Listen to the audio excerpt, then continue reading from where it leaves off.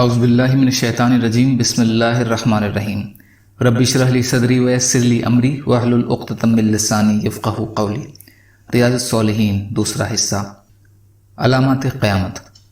حضرت ابو ہریرہ رضی اللہ تعالیٰ عنہ سے روایت ہے کہ رسول اللہ صلی اللہ علیہ وسلم نے فرمایا، قیامت قائم نہیں ہوگی یہاں تک کہ فرات ندی خشک ہو کر اس سے سونے کا پہاڑ نہ نکل آئے۔ اس پر لڑائی ہوگی، ہر 100 میں سے 99 آدمی مارے جائیں گے۔ ان میں سے ہر ایک یہ سوچے گا کہ شاید میں بچ جاؤں گا۔ ایک اور روایت میں ہے کہ قریب ہے کہ فرات ندی خشک ہو کر سونے کے خزانے کو ظاہر کر دے، تو جو شخص اس وقت موجود ہو اس میں سے کچھ نہ لے۔ بخاری اور مسلم۔ فائدہ، یحسر کے معنی ہے ظاہر کر دے گا، یعنی پانی خشک ہو جائے گا تو اس کے نیچے سے سونے کا وہ خزانہ نکلے گا جسے اللہ تعالیٰ ظاہر فرمانا چاہیں گے۔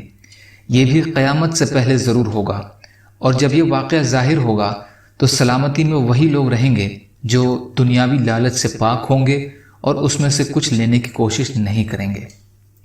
انہی راوی سے روایت ہے کہ میں نے رسول اللہ صلی اللہ علیہ وسلم سے سنا کہ لوگ مدینہ کو بہتر حالت میں ہونے کے باوجود چھوڑ جائیں گے۔ اس وقت سوائے وحشی درندوں اور پرندوں کے ادھر کا کوئی رخ نہیں کرے گا۔ آخر میں جن پر قیامت قائم ہوگی، مزینہ قبیلے کے 2 چرواہے ہوں گے جو اپنی بکریوں کے ریوڑ کو ہانکے ہوئے مدینے کو جا رہے ہوں گے، تو وہ مدینہ کو وحشیوں کا ٹھکانہ پائیں گے، یہاں تک کہ جب وہ ثنیۃ الوداع مقام پر پہنچیں گے تو دونوں اپنے منہ کے بل گر پڑیں گے۔ بخاری اور مسلم۔ فائدہ، اس حدیث میں جو پیشن گوئی کی گئی ہے، کچھ کے نزدیک یہ اس وقت پوری ہوگی جب خلافت مدینے سے شام اور عراق کی طرف منتقل ہوئی۔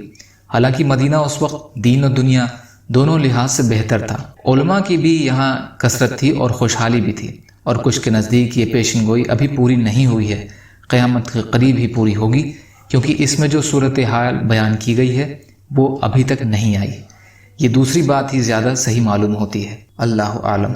یا اللہ ہم سب کو کہنے سننے سے زیادہ عمل کی توفیق عطا فرمائیے۔ یا اللہ مظلوموں کی مدد فرمائیے۔ یا اللہ ہم سب کو اپنی استعداد کے بقدر اپنا حق ادا کرنے والا بنائیے۔ یا اللہ ہم سب کو تمام ظاہری باطنی فتنوں سے حفاظت فرمائیے۔ یا اللہ ہم سب کو بیماریوں سے شفائے کلی عطا فرما دیجیے، سچی توبہ کی توفیق عطا فرما دیجیے۔ سبحان اللہ و بحمدہ، سبحانک اللہم و بحمدک، اشہد ان لا الہ الا انت، استغفرک و اتوب الیک۔ سبحان ربک رب العزت عما یصفون وسلام علی المرسلین والحمد للہ رب العالمین برحمتک یا ارحم الراحمین۔ لا الہ الا اللہ محمد رسول اللہ۔ والسلام علیکم۔